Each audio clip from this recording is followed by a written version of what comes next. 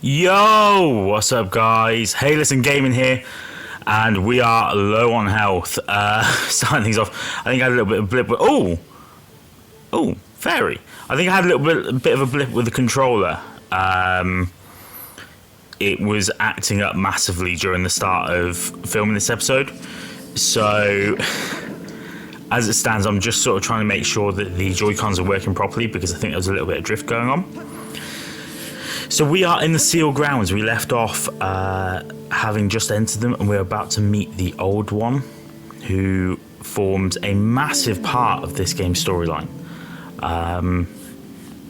She is one that helps Bruce, and she is full of wisdom and potentially maybe gave Bruce the idea to, well, the instruction maybe even, to head to Lanayru after the events of the game.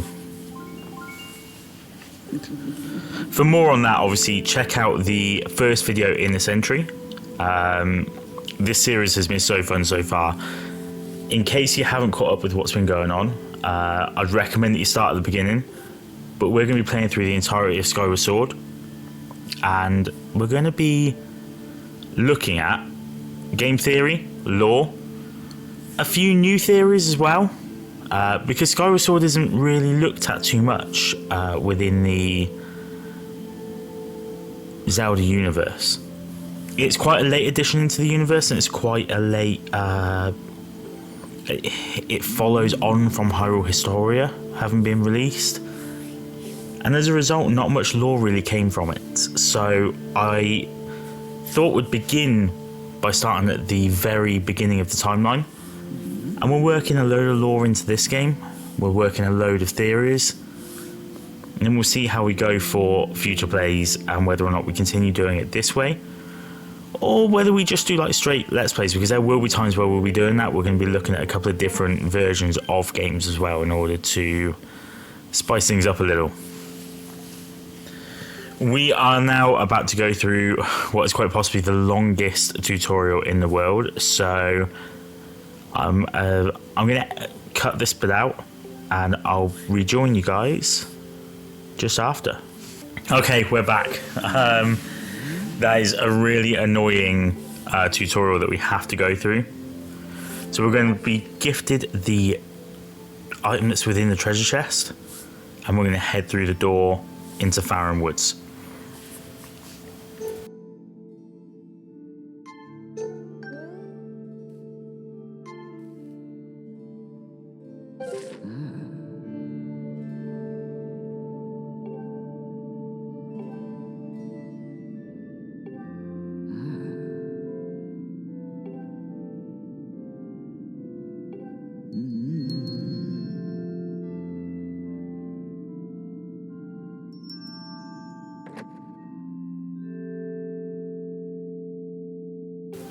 I'm so excited about this particular episode. I love Faron. It's a really cool area. It's got a lot of character to it, and it feels a lot more fleshed out than areas like Lost Woods, etc. This area is real useful later on. I'm not going to do too much here now. I'm just going to walk away, and we'll go grab that chest just from over here in the corner. There he is, hiding away, look. Sly little moose. Ooh, that's useful. A revitalizing potion. So this game is going to make us work for these. We've got to use these potions sparingly. I'm real glad that we've got one now. And an extra bottle as well, I think. That's going to be useful. Faron, here we are. There is so much to talk about here. I can't wait. And there's a beacon that I set. Yeah, that's cool, man. Second bottle. I'm really happy with that. I thought I'd just check. And let's head up the stairs now. I'm just going to make sure that my Joy-Con's working properly. It really is playing up quite a lot today. I'm really hoping it's not drift. I've literally just got one back. So I could do without having another one broken. Gorko! My dude! I love this guy. There's something about him in there that... Where are the rest of the Gorons and kind of what's he really doing. He says he's interested in Skyloft, but what's his like real aim? I think we'll look at that another time. I think I kind of like the idea of mixing that in with when we get to like Eldin sort of area. I really like that idea. So we're gonna come back to him, but I mean, look at him. The mohawk, the goatee. Dude's a metalhead, and I can appreciate that massively. We got any metalheads in the comment section? Let me know, man. Let me know what bands you're into. I tell you what, any comment question of the day then. Who was the last band you went to go see? I think we're going to get another tutorial here. That's the only problem with this series. It's real heavy on tutorials. We're going to be told here all about owl statues. This can't be telling us how to save. Surely. Their civilization is way more advanced than ours down here. Well, it does not even stop there, bud. I love Gorko. He's awesome. That oversized map. He's covered from head to toe in tattoos as well. 100% a metalhead. I hear he likes listening to rock and roll. I'll do the slow drum beat myself and the slow clap.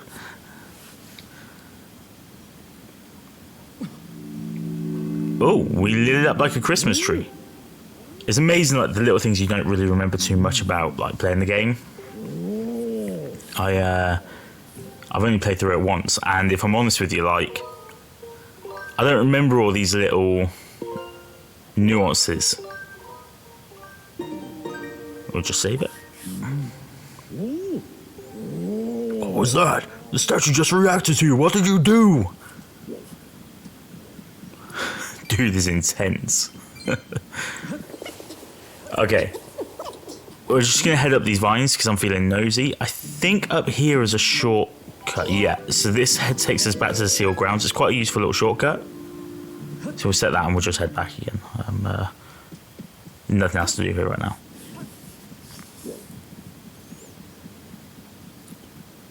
And oh, the butterflies. I think we can do something later on with those. I think it involves the harp, I think. And we'll head. There's more grass. Ooh, a bloop. That is our first bloop all game. That's kind of crazy. And now it's just throwing them at us. That's awesome. We're going to need lots of rupees. So I will be wasting a little bit of time. What I'll try and do all the grass cutting and rupee gathering like off camera, just so that it doesn't bore you guys too much. Head through here. Oh, that's the wrong way. I have a bad habit of doing that. I get really disorientated, and then sometimes I just end up going the wrong way. Which means it's still not quite 100%. The problem is it's not an official Nintendo one that I'm using right now either, so I can't even go get it repaired.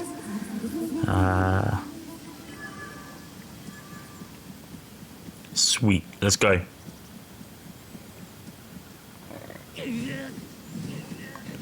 Push the boulder, push the boulder. It's not a boulder, it's a log. That was stupid. Okay, let's go.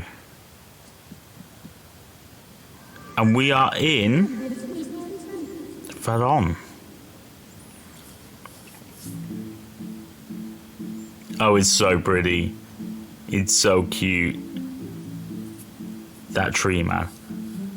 If that isn't the first instance of the Deku tree, I don't know what is. That's not even what we're here to look at today either, but that's just a little tidbit, like, feels like it definitely is. Fauna, lush plants. This place is it. Like, the music, everything, man. For an opening area, this place is just... it's so full of life, it's great. Looking at the probabilities, it is extremely likely that Zelda is somewhere in the area. I have no idea what Fee will sound like. Like, I don't even know whether it's male or female. Definitely identifies as a them, they. Which is all cool. We'll save it again. Remember I said in the first episode that I was going to save it a lot? Here we go. I love the rope swing in this game. Absolutely love it. Like, it's so fun. It's so fun. Oh, we have found our man, the star of today's show. We found the Kikwi. This guy, you just got to save him quick. Absolutely love the combat in this game as well. So when my Joy-Con's working properly. But yeah, this guy's is Machi, and he's a Kikwi. And I'm looking forward to telling you all about Kikwis today. Let's take a look at how Zeldapedia describes them, I think. So, Kikwi are small pear-shaped creatures with plant bulbs on their backs. This plant bulb is a part of the Kikwi's body and can be opened at will. Kikwi use these bulbs as camouflage. Tufts of grass or vine-like protrusions grow on Kikwi's heads, creating the appearance of hair and facial hair. I am really excited to go through this and give my take on a theory that got squashed by Nintendo pretty quickly. I want to take a look at Kikwi today, who they are, what they are now, and what they become later on down the line in the timeline. So let's have a look at the etymology of a Kikwi. The Kikwi are a unique race to Skyward Sword. They do not appear as a Kikwi in any other game in the series, and so in a game that is all about lineage, the question becomes, what did they actually become? Due to their appearances and similarity in name, it is likely that the name Kikwi is derived from the word kiwi, as in kiwi fruit. But knowing that these guys are in some form related to the common kiwi fruit really isn't that interesting, and it kind of leads us down a bit of a dead end, which, to be honest with you, is kind of what Nintendo were aiming for, as they went to the lengths to state that the Mogma, a race that we meet later on, are not in the games going forward in the timeline just because they were designed purely for Skyward Sword. But that explanation of Mogma, and therefore by association the Kiwi, doesn't really do it for me. Like, it's a bit of a cop-out. So I thought today we'd take a look at actually what they could well be. We're going to go play Find the Kikwi quick.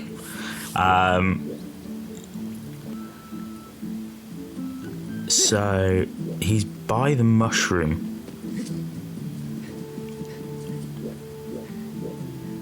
I'm just going to make sure I'm not missing. No, he's definitely by the mushroom. Yeah, you can see him. Okay. Why can't I... I feel a bit like I'm chasing my tail. You remember those old sketches? The chase comedy things? Like slapstick comedy? Yeah. It's kind of what I felt like there. I feel really stupid as well for that. I actually had to go search how that works, and it all came down to apparently hitting the mushroom. I genuinely couldn't remember that was the mechanic for it. So, anyway, today's theory is all based on these guys, the Kikwi, the Kokiri from Ocarina of Time, and whether or not these two races are as linked as many people seem to think they are. So, the Kikwi, since release of Skyward Sword, they are thought to be ancestors of the Kokiri children. But I actually think there's a race in Ocarina of Time that are closer to the Kikwi. And I actually think that maybe we only really look at the Kikwi in this regard because of how similar the name is to Kokiri. The race that I'm talking about is the Deku Scrub. And I know, it sounds kind of crazy, right? What I'm basically saying is that there's absolutely no way the Kikwi could have evolved into people. I don't buy that belief at all. Not to mention Nintendo have already squashed it, so... But I also don't believe Nintendo's description of they were a one-time race and they'll never appear again. So I'm going to try and break things down via a few different criteria, so to speak, as to why these can't be the Kikiri and why they are more than likely Deku Scrub. First of all, let's take a look at appearance. It has to be taken into account from the very beginning. I mean, when I look at the Kikwi and the Deku, there are a load of similarities. First of all, you've got the black masking around the eyes. That's something that all Deku have, whether deemed good or bad or indifferent. It's also something that all Kikwi have, and it's a distinguishable feature that we just can't ignore. The leaf or stem pattern that is actually described by Nintendo for the Kikwi is also something that's present within the Deku. The Deku actually have moustaches and beards formed out of leaves. And the Deku Palace itself within Majora's Mask is absolutely full of different Deku, all with different hair, moustaches. And it's all made from the same sort of thing that the Kikwi have. I'm gonna take a break from the theory just for 2 seconds. This guy, for some reason, I can't get my shield to work. This isn't lethal tennis, is it? No. Okay. Oh, no. I just cannot get my shield to work. I do not want this to be... No! I was just going to say, I didn't want this to be my first instance of a death by Octorok, and there it was. That sucks. Okay, we're going to skip through the next section. I'm going to fast forward it. We'll carry on talking about the Kikwi, and we'll get back to where we were fighting the Octorok. So, we've already taken a look at the leaf and stem pattern. We've taken a look at the black masking, and thirdly is the actual patch of grass that they sit in. I'm coming for you, Octorok. I'm coming for you. Come on. Ha! Gotcha. We got him that time. Feel good now. So, thirdly is that bulb or the patch of grass. Now, it's probably a bit more of a stretch, but the bulb on the back of the Kikwi opens up, and we're told that, and it becomes a patch of grass that these guys can use to actually hide themselves. The Deku Scrubs hide as well. They hide in patches of grass that are specifically for the Deku. Something that they've either evolved to grow inside of from birth and therefore becomes like a home, or a part of their body that lingers on the floor eternally.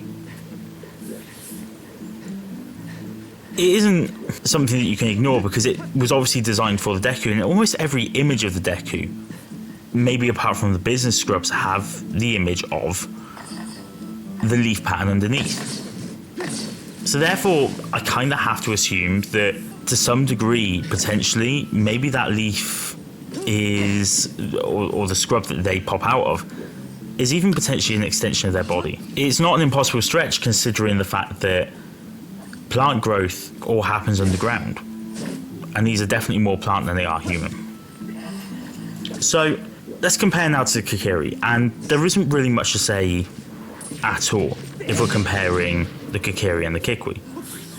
They're both bipedal, but so are Deku Scrubs, and I personally don't see any more of a similarity other than the fact that they can talk, so they are sentient.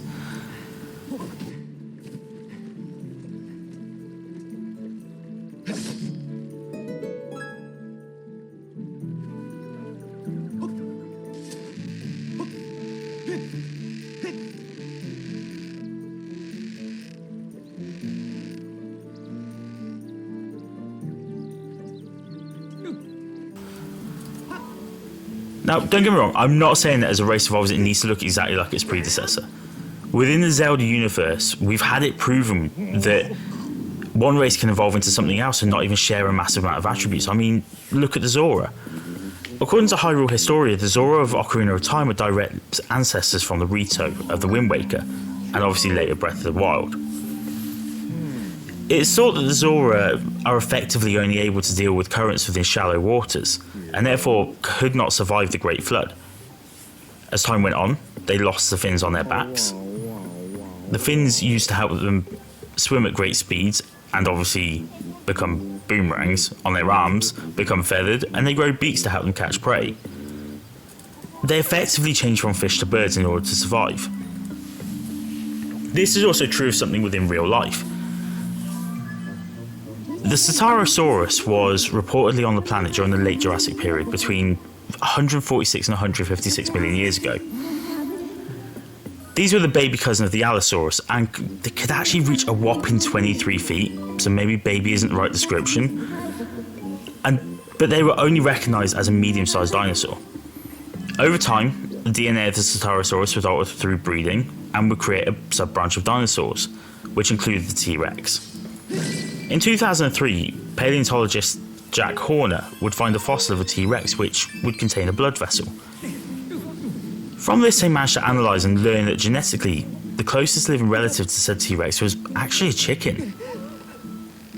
Over time, these behemoths evolved or de-evolved in order to survive, whether it be the cold that they were surviving, or later on down the line, humans and hunting. I guess what I'm trying to say here is that if the Cetarosaurus can eventually, over millennia, get traced back to the humble chicken, then fish can become birds, and I guess plants can become humans too. But that link still seems really unlikely. So, if appearance doesn't tell us quite enough, I think we need to go a little bit deeper. How about behaviours? How do each race act? So, the Kikiri. Let's start with those, and their children. Children, as we know, they've all got different personalities. Some are shy, some more outgoing, some helpful, some are bullies. Mido, I'm looking at you. They are all individual though. The Kikwi though clearly have a goal in mind for how they act. They aim to survive. Right now they see themselves as prey. They hide themselves in the floor whenever they see something that seems threatening. Although they don't do it too well because you can still see the entire mass of their body. In order to hide themselves away, they would need to become smaller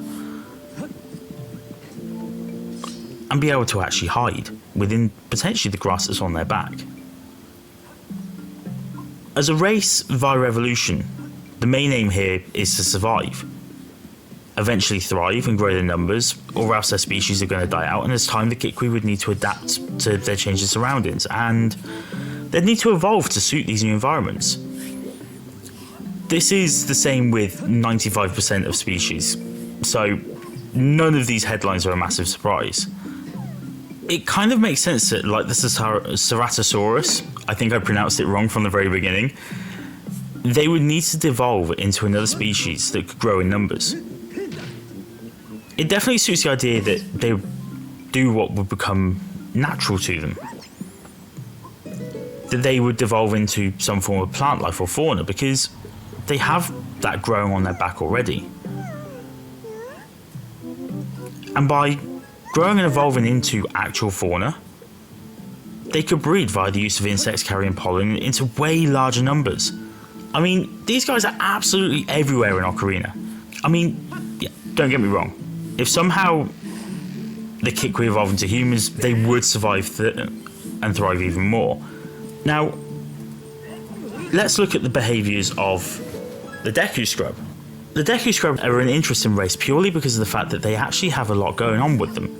They have different camps and divisions, but this isn't seen until much later on in the game and across the span of multiple games. They're certainly sentient, at least all but the mad scrubs are. But again, their main emphasis is to hide when a predator approaches them, if the predator being Link, or yourself in this instance. When you get too close, they immediately bury themselves. This is really similar to actually how the Kikwi act. But there's a couple of similarities now. And I think we need to go one step further. I said there would be another criteria, and that criteria is origins. We have been told by Nintendo directly, unequivocally, that the Kikiri are not the Kikwi. We're even told within Hyrule Historia that the Kikiri are not magical fairy children. And in fact, they're actually Hylians who have been affected by the magic of the Lost Woods. Specifically, they are children who have been lost within the woods during the time of the Great Deku Tree's life. I would have to argue that due to a certain curse, where all adults that get lost amongst the trees turn into Stalfos and all children turn into Skull Kids, that any children that have become Kikiri, as it were, would needed to have done so prior to the curse. And here I go. I'm talking about the curse. The curse led by Ganondorf. The prayer or invocation for harm or injury to come to someone other than the caster. The curse placed upon the Deku Tree that withers him, causes him to die and throws the whole forest into disarray over 7 years. Destroys the haven. Terrifies the children within the forest. That curse. So the curse currently sits. Once the Deku Tree has passed away, anyone who wanders into the forest is doomed. If a Hylian enters the forest and gets lost, he becomes a Stalfos. If a child enters the forest unwillingly and gets lost, they become a Skull Kid. That isn't natural. I've never walked through the woods and gone, I better not get lost in case I get turned into a Skeledude. Just saying. This is all part of the curse. The curse caused by Ganondorf doesn't just affect the Deku Tree. It affects all life within the Deku Tree. It affects the ability to even walk through the woods safely. And the Kikiri are told from an early stage, don't leave the forest, or you could die. Now, I don't know how much of a truth that is from the Deku Tree, and it is thought now that actually the Deku Tree told Little Lion in order to keep the Kikiri inside the forest, away from harm. However, even if that is the case, we see them able to roam outside of the forest during the end credits of the game. It would appear as if the actions that you took within the Forest Temple, 7 years into the future, actually broke the curse. And it broke the curse upon the Kikiri, who now can actually actively leave.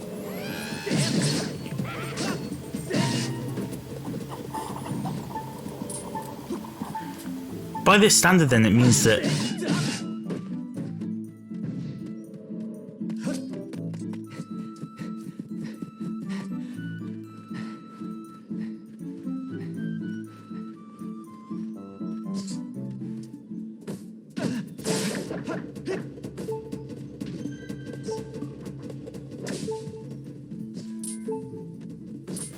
you have got to be kidding me. I didn't even see him.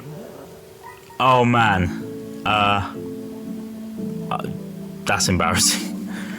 Let's put another one on the death counter. So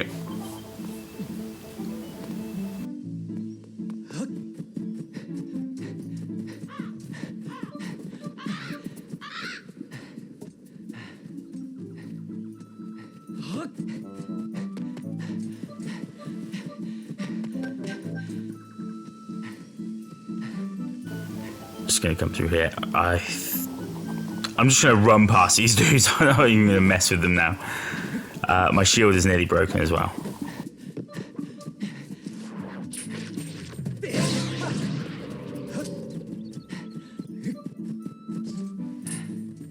Oh, okay. My shield broke. Just run away. Let's go get this Kikwi quick. So, with the curse broken, the Kikiri can leave. They can do as they please, and people presumably then can enter and exit the Lost Woods. That doesn't mean that people don't get lost within the Lost Woods still, though.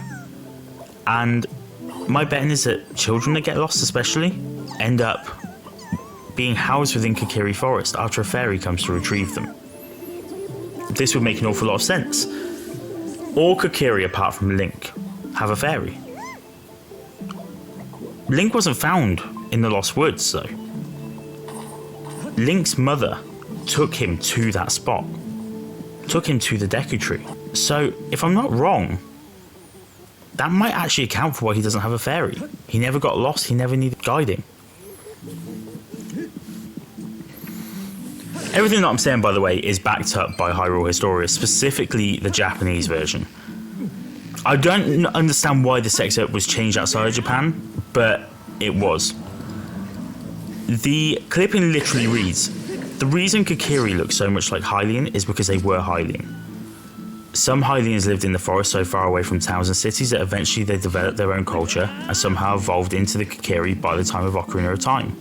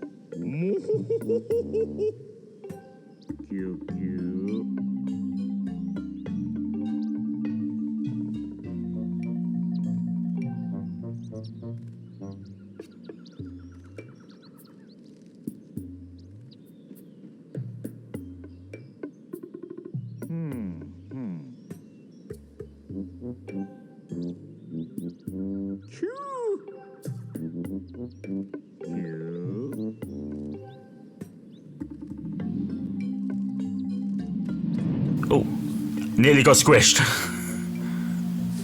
Nice. I love the slingshot in this game. I think the mechanic behind the aiming is super cool. And we're going to get to use it a lot because there's actually a lot to do with it as well.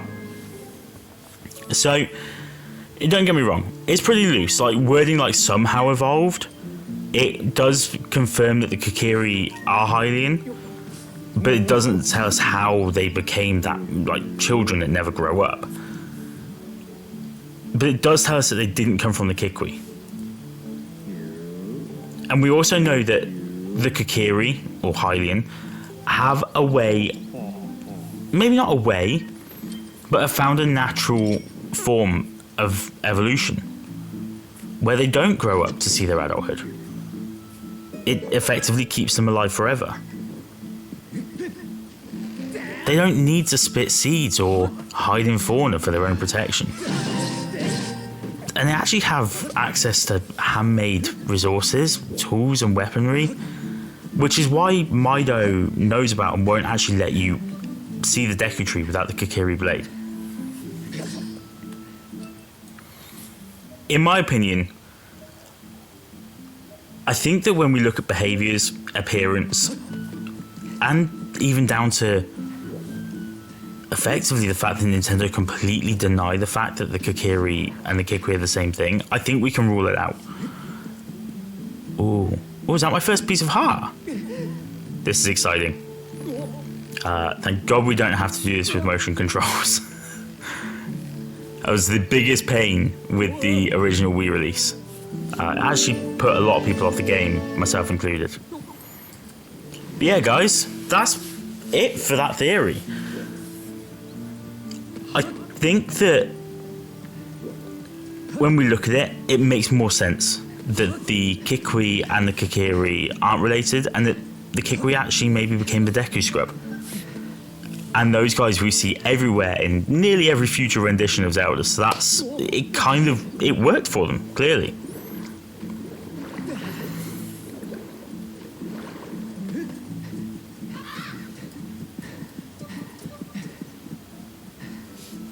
Just gonna head towards the temple. In case you're wondering, this is gonna be a slightly longer episode.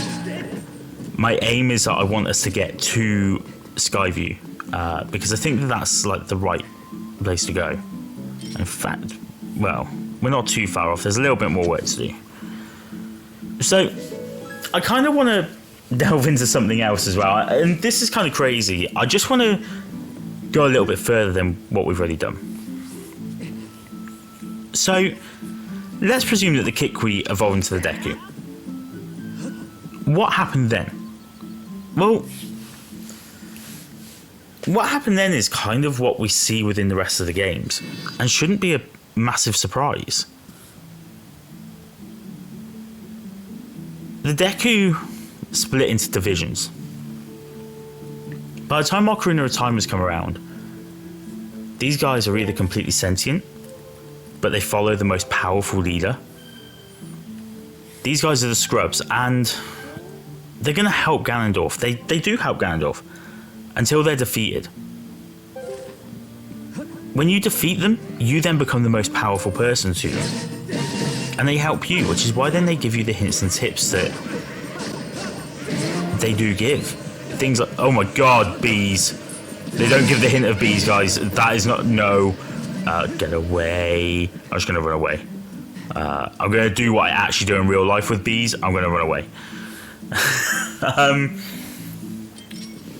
So the Scrubs, they obviously followed the most powerful.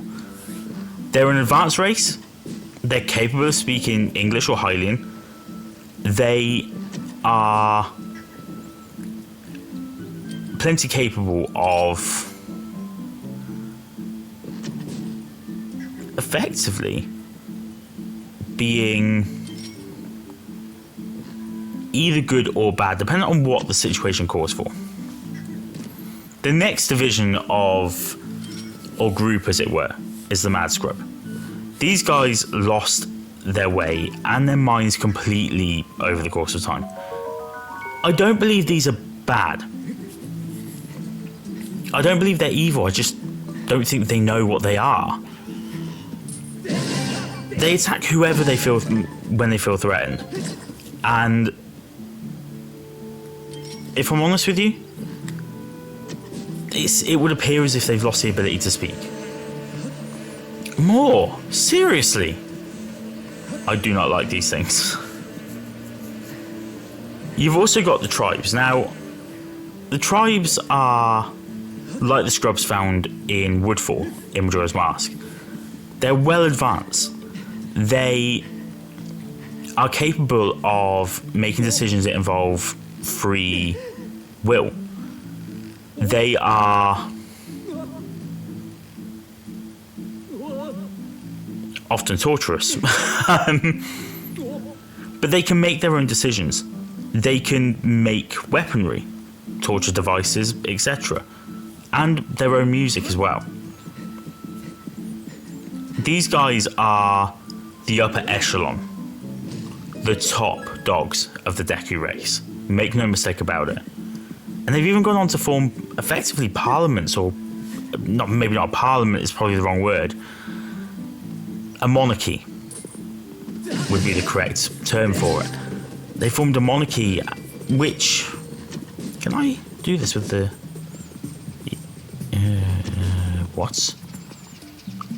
Stun. So if I... Aha! Gotcha. Alright, cool. We've got another way to kill these now. They're effectively a very, very advanced race. Way further advanced than any of the other Deku Scrubs. You've also got the businessmen. And actually, while maybe not as advanced, they're probably the most intelligent. These guys went in for business for themselves. They have an idea of what someone on an adventure may need. And they found ways of monetizing that. They are the Zelda universe's equivalent to YouTubers in today's society. I have no idea though what they use the money for. Can I lure this guy over? If I want him to hit that bomb, basically. I'm going to go back now. I'm going to see. Yes, he's coming for me. He's coming for me. Yeah. So glad motion controls aren't turned on. Bang. Hey. My plan didn't quite go. I thought I was going to get him on the bomb, but I didn't. I'll just have to try. There we go. Oh. So, by the end of this theory, I think we've made a little bit of an evolutionary path for the Kikwi. It would appear as if they end up evolving over time into the Deku.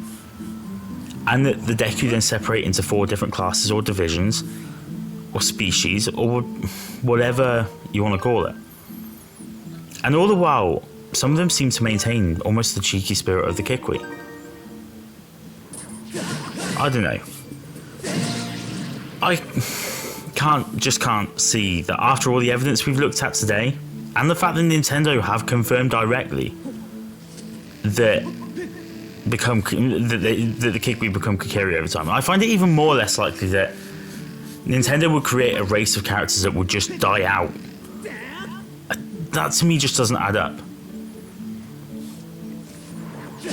I feel like it's a lot more likely that the Kikwi became the Deku Scrolls within an evolutionary cycle, and it worked for them. They found that way to survive, thrive, and grow in what seems to be a never-ending cycle of the world wanting to seemingly almost implode.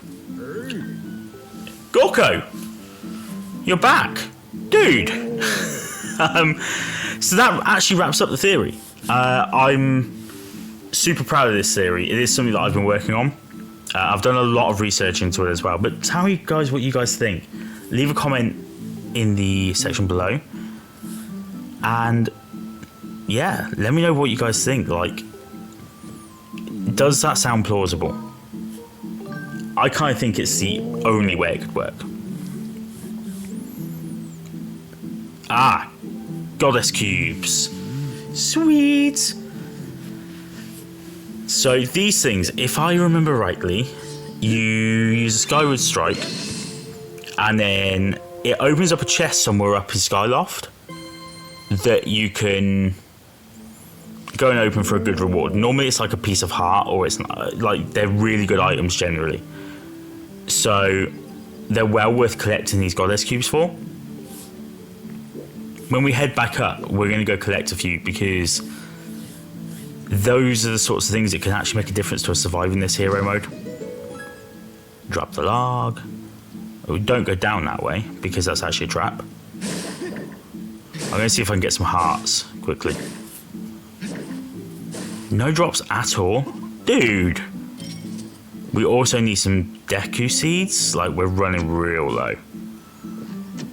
These things, I think, drop them. And they also drop rupees, apparently. I didn't actually know they drop rupees. I thought they literally just drop seeds. Go for another one. Ah, that sounded like a good thing. I just wasted a bullet. I do not have the bullets to waste right now. Drop that one. Perfect. That's better. That's way better. You're just going to save it. There's a goddess cube there. Not going to grab it just yet. We're going to... Oh! Okay, no, we're not going to. Okay, I'm confused. I always thought this was open.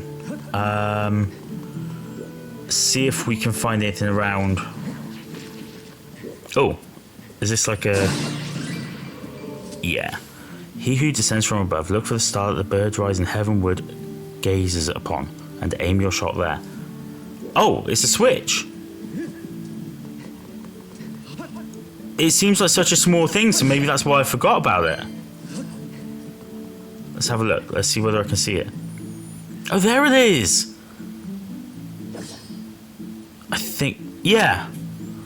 There's definitely something there. It's like there's like a pink switch. There we go. Boom. We're in. We made it to Skyview. No way. That's so exciting. I cannot wait for this dungeon. I'm so excited for it. It's unreal. I actually think all of the dungeons in Skyward Sword are absolutely phenomenal. So I'm really looking forward to this. What we are going to do though, the aim of today was to get here. We've made it. So we're going to save it, the first opportunity we get. And we're going to call it, I think, because this point, yeah, like we're like 45 minutes. This is a little over what we normally do the videos at. We normally do them at about half an hour, 35 minutes. So we'll call it in a minute once Feast shuts up. There's our owl statue. Sweet.